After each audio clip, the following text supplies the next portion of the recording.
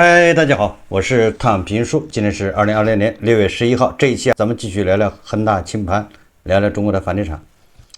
咱們先看這個德意志銀行，它最近應該是6月9號刊登一篇報道，叫房地產市場底部在望。他發表了這麼一個觀點，一個分析報告。它是報告主要內容是這麼說的，說德意志銀行表示可以通過2個領先指標來觀察中國房地產市場底部的確立。二手房掛牌量是否持續萎縮，以及大城市住房租金是否穩步上漲，也就是2個條件，一個是二手房掛牌量是不是一直在減少，第二個就是大城市，主要是1線城市，還有一些主要的2線城市，它的租金是不是在上漲。掛牌量萎縮伴隨着成交量放大，是市場供需關係再平衡，過剩庫存被消化的關鍵信號。同時他說，不應機械地認為租金回報率必須高於貸款利率，房價才能回升，關鍵在於租金的增長預期。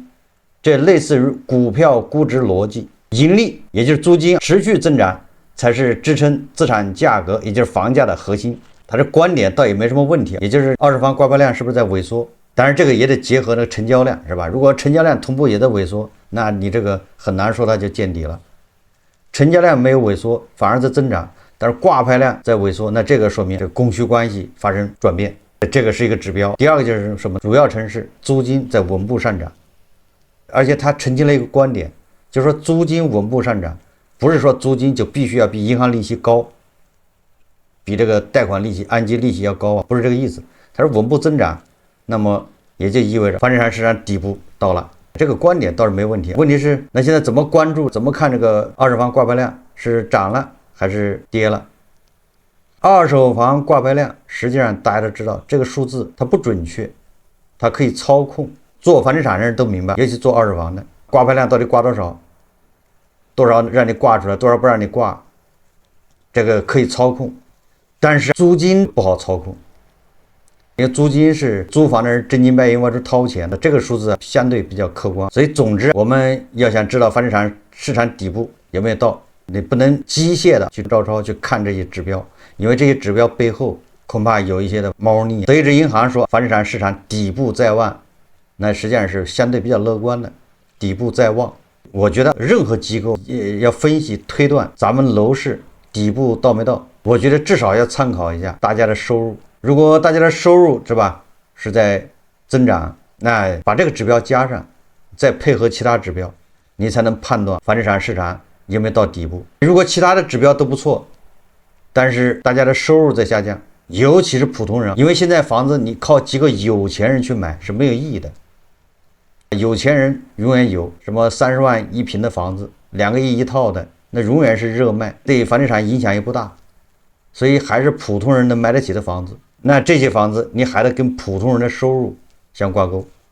也就是說，你不管你搞什麼先進指標，各種維度的參數去分析，你最好要加上收入這個指標。第二個，我們就要看一篇報道，這是正規媒體的報道，南方周末2026年6月11號，它的標題叫樓市鬆綁後誰的小陽春，作者叫梁婷。文章說，樓市這個春天較往年餘波更久。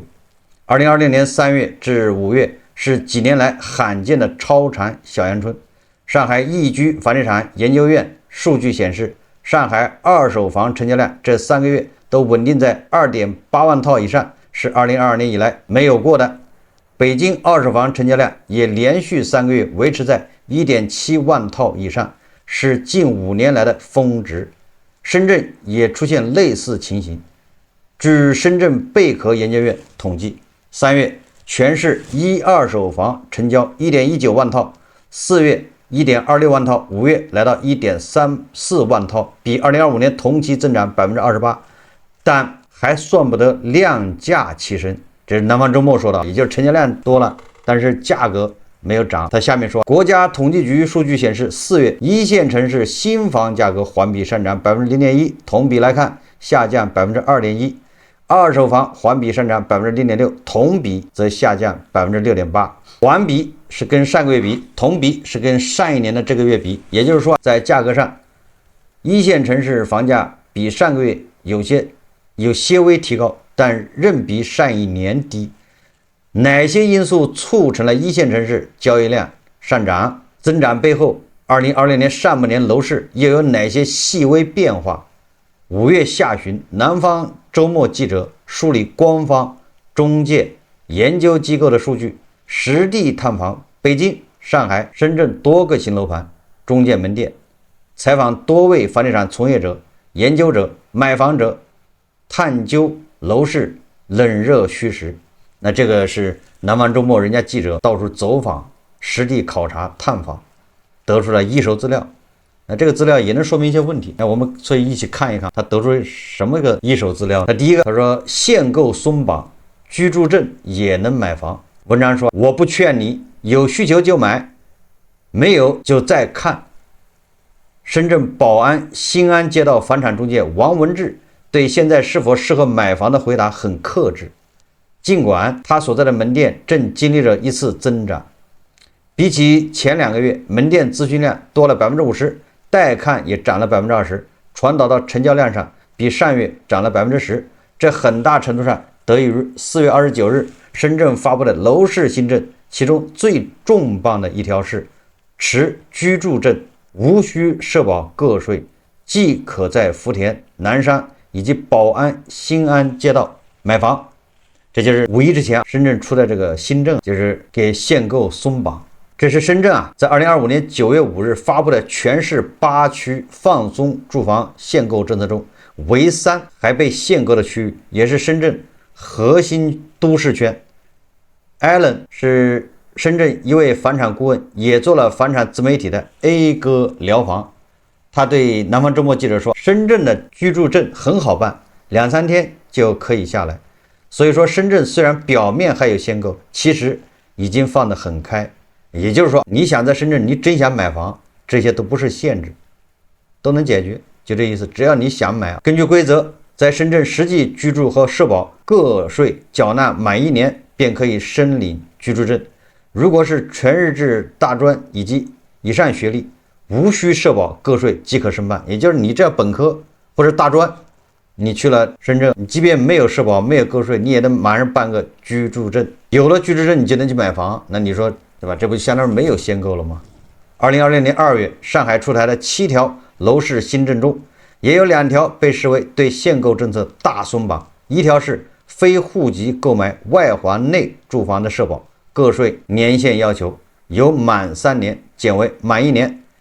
另一條是持有上海居住證滿5年，無需同時滿足社保個稅要求，即可在全市買一套房。北京的樓市新政則是要追溯到2025年年底，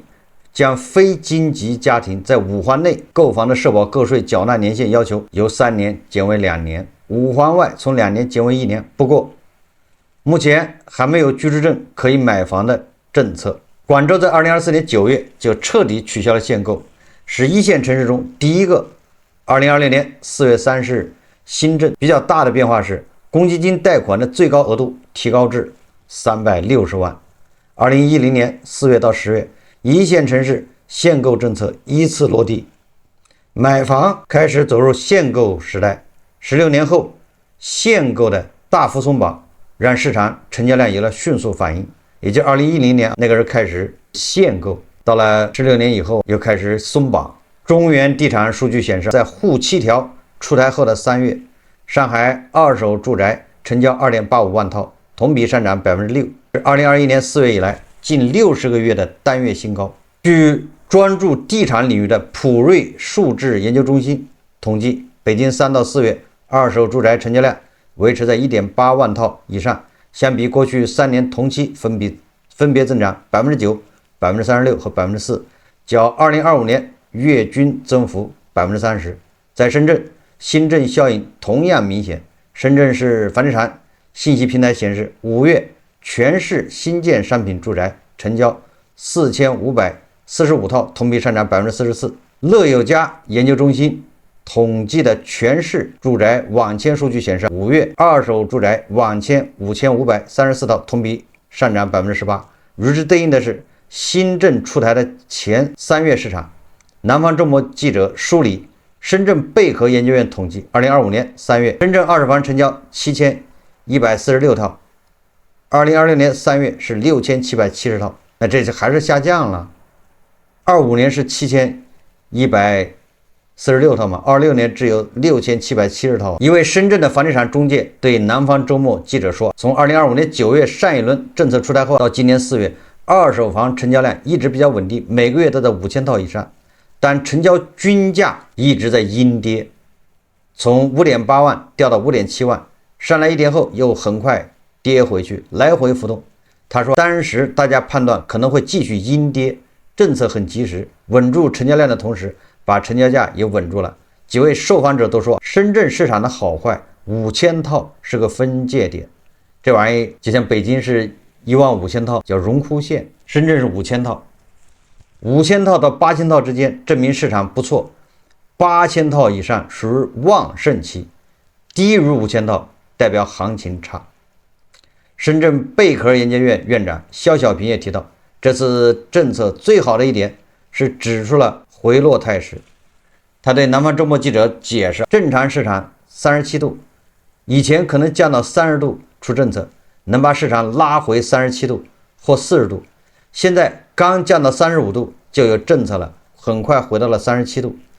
這個比喻還比較形象，實際上他說出了一個關鍵點，市場正常是37度，就跟人的體溫一樣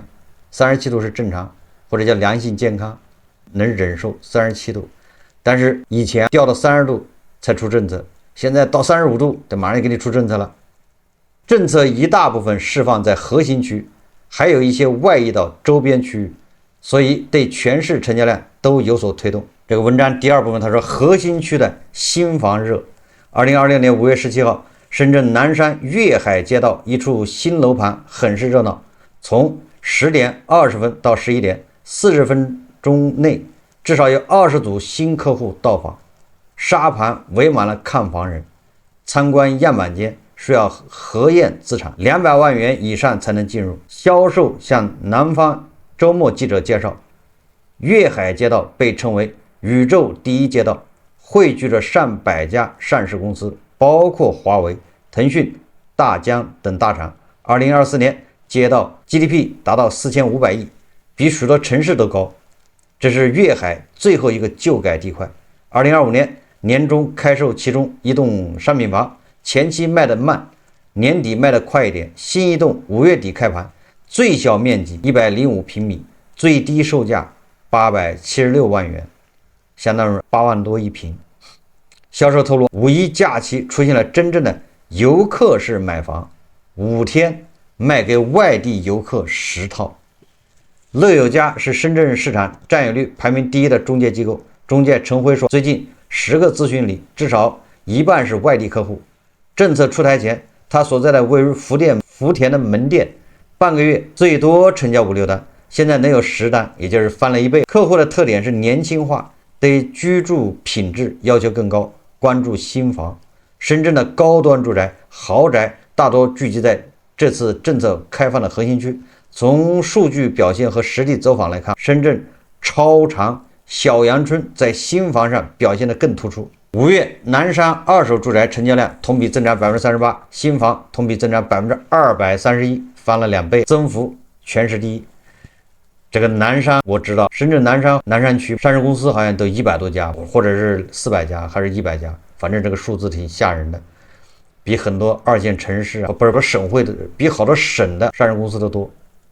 就是南山一個區上市公司比很多全省上市公司都要多。你說那裡面的大股東是吧，或者是高管，趁着這個硅基熱套點現，那你說套現了幹嘛呢？不過南山能實現如此高的增長，也在于2025年同期新盤供給很少。南方周末記者梳理深圳住建局公示的近2年計劃入市商品住宅數量，發現2025年前2個季度南山總共575套，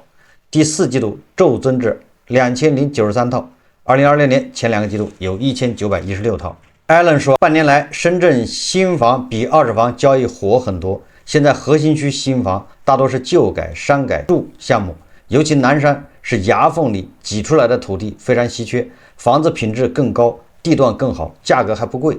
對有需求的人來說，沒理由不買。在福田一處新盤，銷售也提到，5一期間一個人同時要帶看3、4組，尤其很多香港客戶，售樓處還擺着專門針對香港客戶的樓盤資料。他介紹，該項目備案價從11.5萬元每平米，2025年年底開盤時打了9折，現在是92折。11月開盤，現在賣了一半以上，92平米賣的最快，173平米的剩很多，就是大戶型不太好賣。買房者李先生在去年開盤時就買了這裡的一套123平方米的房子，首付20%。對於是否有資產配置的考慮，他笑笑否認，就想改善居住環境，注意一下新房子。周邊好一點的二手房均價也在8萬元每平米，但樓齡相差20年。他現在就住在附近，房子面積不到80平方米，擠着一家5口人，還有一位老人租着房子。在福田不動產中心，幾個正在過戶的人與李先生想法類似，那就是改善型。一位女士把福田一處建入20年前的房子賣了，來和買家過戶。她在南山萬象城附近買了總價800-900萬元的新房，預計9月交房。他對南方周末記者感慨，舊房120平方米才賣了600-700萬元，高峰時能賣上千萬，也就是他的舊房子縮水也縮了300多萬、300-400萬。現在換房低进低出，以前賣得高，换房成本也高，这他这想得開。你現在換新房，那新房價格也降了，你的舊房價格也降了，所以說換房那虧損不大，他還要再加一點錢。他說萬象城的房子環境好，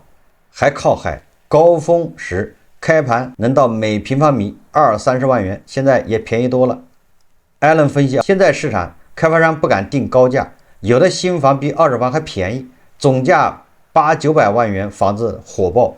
源於未來核心區很難再買到這樣的資產，就算有地，說大概率也會建大戶型。那這個比較特殊，也就是深圳是新房熱鬧，相比之下，北京、上海的新房市場就冷靜許多。這是南方周末說的。根据北京市統計局發布的房地產開發和銷售情況來看，1到4月全市住宅新開戶面積195萬平方米，上年同期為268萬平方米；住宅銷售面積233萬平方米，上年同期為206萬平方米。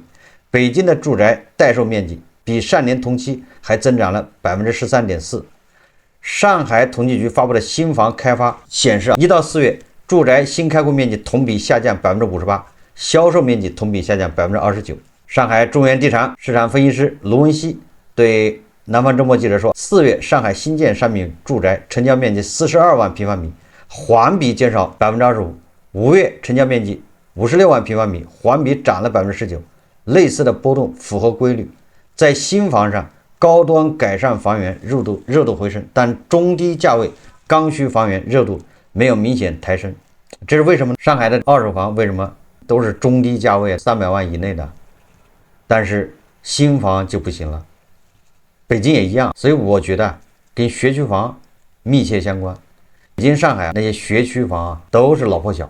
也就是他那個學校好学校、出名的学校，那都在市區。上海肯定在內環是吧？北京一般在海淀，反正東城、西城、三環裡。那你要買學區房，那对应的只能是老破小。那這3環裡很少有新房子，上海也差不多吧。但是深圳為什麼就沒有？我想深圳是個年輕城市，但學區房那概念恐怕還沒那麼不像北京那麼嚴重。深圳到處都是，它都有學校，不像北京、上海那個好学校就扎堆扎在那一塊，它也搬不走，对不对？我覺得，所以深圳學區房這一塊恐怕就沒有北京、上海這麼嚴重。所以說，人家看到合適的新房也願意買。300萬以下的房源，2025年3月、4月成交占比22%，2026年3月提高到31.3%，5月回落至26.8%。深圳王文志說他所在的區域2020年初6成諮詢量都集中在總價300萬左右的房子，這類房子競爭激烈，因為價格降得快，又是學區，好一點的都賣完了。他從2017年開始做中介，主要做二手房，感覺今年客戶下單欲望比去年稍高，行情沒多好，但也不差。遇到王文志時是一個工作日的下午4點，這一天還沒有一個帶看，現在平均30個帶看才可能成交一個。普瑞数智研究中心分析，北京、上海、深圳在小阳春期间二手房市场发现，在深圳高总价、大面积、多室戶房源成交量價齊升，而北京、上海則以總價300萬元以下的房源為主。這是二手房。3到4月，北京總價300萬元以下房源成交占78%，就是80%的都是300萬以下的。這一數值在2023年秋，2023年呢是65%，其中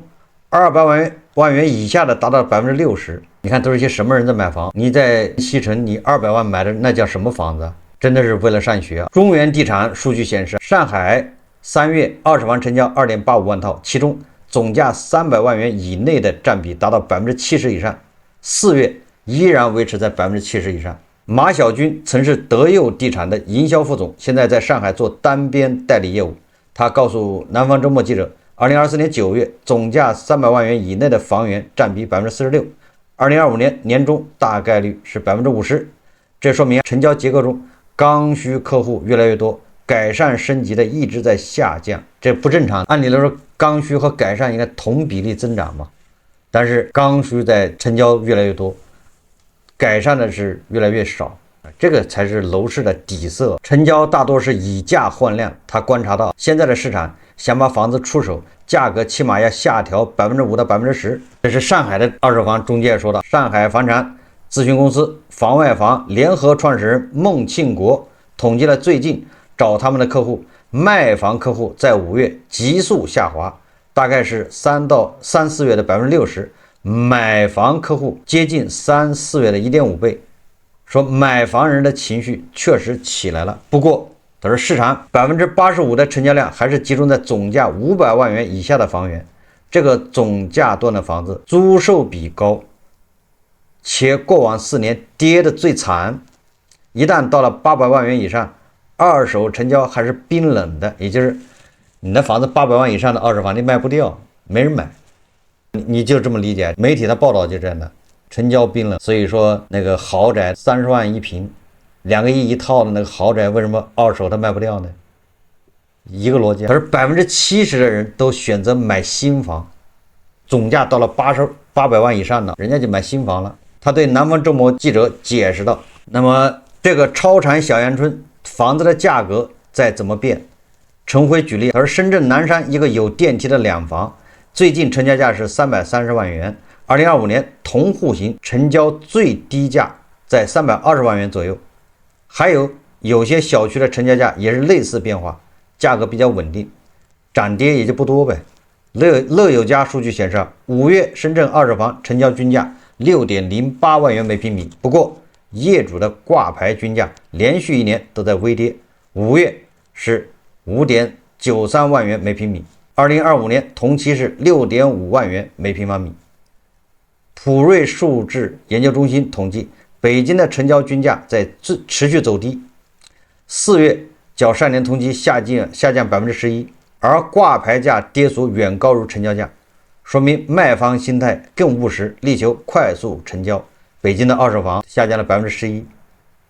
南方周末記者梳理2024、2025、2026国家統計局發布的3月、4月70城商品住宅銷售價格變動情況。綜合來看，上海新房價格環比、同比都在上漲，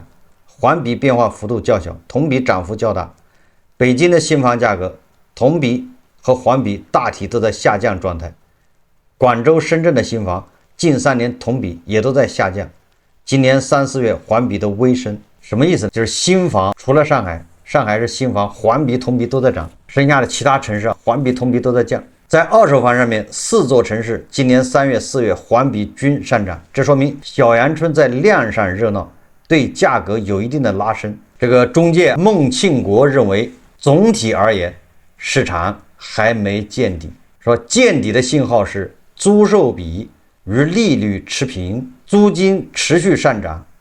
庫存要降到10萬套。這是說的深圳，他們公司統計目前是上海，他們公司統計目前上海二手小區庫存在16萬套，也就是上海的什麼時候掛牌量到10万套以下就穩住了，現在還是16萬套啊。安居客上海統計，截至2020年5月31號，上海二手房掛牌量30.9萬筆， 2025年同期是 37.97 万笔。剔除重複掛牌後，他們認為真實庫存大約是 10.3 萬套，那也就是離10萬套不遠了。孟庆国提到2021年3月上海發布關於進一步加強本市房地產市場管理的通知，規定若新房項目認購比超過 1.3 比1，便會觸發5年限售規定。什麼意思呢？也就是2021年出的這規定，意味着2026年開始這批新房限售會逐步到期，2027年還會有約4萬套解禁可以賣了，5年期到了，這對市場也會是更一次大的衝擊。他預計在那之後或許才會見底，也就是等到2027年這4萬套房子解禁掛牌，這個時候才能真正的說見到底。那這是南方周末他採訪他的結論，一家之言，2027年等到這4万套上市以後再看，那個時候才能談到見底。所以今天無論是德意志銀行還是南方周末的採訪，現在樓市的底到了沒有？楼市的底到了沒有？那各自有各自的判断。如果你说没到，给你发个口罩，但是说到了的人他也不買，所以這就比較麻煩。與其你給那些說沒到的發口罩，你不如自己買個3套5套的7套8套的，對不對？這個200萬一套的，上海200萬一套的，北京200萬一套都有，不成交主力嗎？200萬一套，你首付20%、15%才30萬嘛，借一借。深圳相當於不限購了，你只要有本科文憑就能辦居住證，辦了居住證就能買房。那廣州早就放開了，你就去買就完了，用實際行動拖住房價，而不是發口罩。當然這些都是一家之言，也德意志銀行或者是南方周末都是僅供參考。我們再看6月9號一個文章，叫大廠總監失業3個月斷供房貸，揭開中國式偽中產財富幻覺。文章說，他說前幾天一個35歲的前大廠總監找我喝酒，年薪100萬，開着奔馳，住着2000萬的豪宅，孩子上國際學校。但他上個月被優化了，僅3個月後，他正四處求人借錢墊還2萬多的月供，甚至打算低價賣掉車子。我問他現在什麼感受，他說比死了還難受。說不是誇張，他給我算了一筆賬，說房貸2萬1一個月，車貸8000，孩子國際學校1萬5，全家生活開銷1萬2，一個月剛性支出5萬6千，存款夠撐不到4個月。什麼叫坐吃山空？這就叫坐吃山空。你家財萬貫，你家裡再有錢，但是就也擔心坐吃山空。說他現在每天做3件事：改簡歷、打電話、點頭哈腰。改簡歷的時候，他把總監改成高級經理，把年薪100萬改成可3億。說實話，他年薪100萬對應的他家裡每個月剛性支出5萬6，這個槓桿已經拉得非常滿。你想年薪100萬，你發到手也就是我估計70萬，你要交個稅，公司給你開的是8萬一個月或者9萬一個月，這工資嘛，那9萬一個月發到你手上，你要交社保，你個人部分要扣掉公積金，完了之後你的工資還要扣個人所得稅，得扣掉個，你知道8萬9萬個人所得稅得扣多少？得扣個將近3萬2萬多，那你到手才多少？到手也就6萬，勉勉強強6萬都到不了。他這一個月花5萬6，所以說他就是那個總監的工作沒被裁掉，他們家槓桿也是滿滿的，把年薪100萬改成可3億。打電話的時候獵頭說，你這個年紀我們只考慮 VP 以下，也就是你這個年齡你得去幹副總。點頭哈腰的時候，他發現自己根本不知道除了管人還能幹什麼。很多年薪50-60萬的打工人極容易產生一種致命的錯覺，誤以為那是自己的能力變現，脫下那身光鮮的西裝，用最冷血的財務模型去剝離你月薪5萬構成裡有4萬是公司壟斷地位帶來的平台溢價，有5000是你加班透支健康的醫療補償金，真正屬於你個人不可替代的市場價值可能也只有5000塊。他說的雖然扎心，但是事實上就是這樣。今天我看了個新聞，網紅超市老闆又說了，觀點就跟這一樣。網紅超市老闆說，我給員工工資發的太多了，導致員工有點那意思，好像是有點摸不清自己的，說找不準自己的定位。我就是那意思，我給你發一個月1萬、2萬或者8萬，他以為真是他自己賺的，是他的能力，實際上不是他的能力，是我給他多發的。他一旦離開我們這個網紅超市，他去別的企業，他就根本拿不到這麼多錢，他的能力是不夠的。不要把平台當成自己的能力。今天网紅超市老闆就這麼說的，但是原話我不记得，大家感興趣可以自己去看。大致的意思就是網紅超市那些員工的高薪，實際上他們的能力是不匹配的，是多发了，但是他们这些员工自己却不知道，以為自己真有這個能力，應該拿這麼多。這不就有點像東哥一樣的了嗎？東哥說了，你不賺錢好意思叫兄弟，是這意思吧？不賺錢還能稱兄弟嗎？不創造價值，是不是？不管怎麼說，他這個說法其實我是認可的，但是他這個說法跟他以往的人設就衝突了。以往的人設是大愛，是吧？有大愛，給員工待遇好，結果他現在給人算賬，說你的能力達不到，說你本來能力只有4000，我給你發了8000，我害了你。自媒體文章他總之說的這個中產年薪100萬的，實際上確實是個偽中產，而且他槓桿拉滿，不管你是中產還是屌絲，還是最底層的，還是富豪，還是首富，你只要把槓桿加滿，隨時會崩，這是跟你這個身份沒關係。你哪怕你是首富，你像你許老闆，槓桿加滿了，現在也在蹬縫紉機。那個王老闆也是首富，槓桿加滿了，不也是現在要死要活的嗎？一個邏輯。所以說，管你是大廠總監，還是底層牛馬，還是首富，你只要把槓桿加滿了，稍有不慎，對吧？那就是歸零，歸零還不行的，負的。所以我們要敬畏槓桿，在資產價格上漲的時候，槓桿讓你如虎添翼，它能夠幫你；但是在資產價格下跌的時候，它也害你啊，成也槓桿，敗也槓桿。所以你得看在什麼時候。好，這期節目我們就聊到這裡，感謝大家收看。如果喜歡我的節目，歡迎訂閱轉發，也可以在下方留言評論，謝謝大家。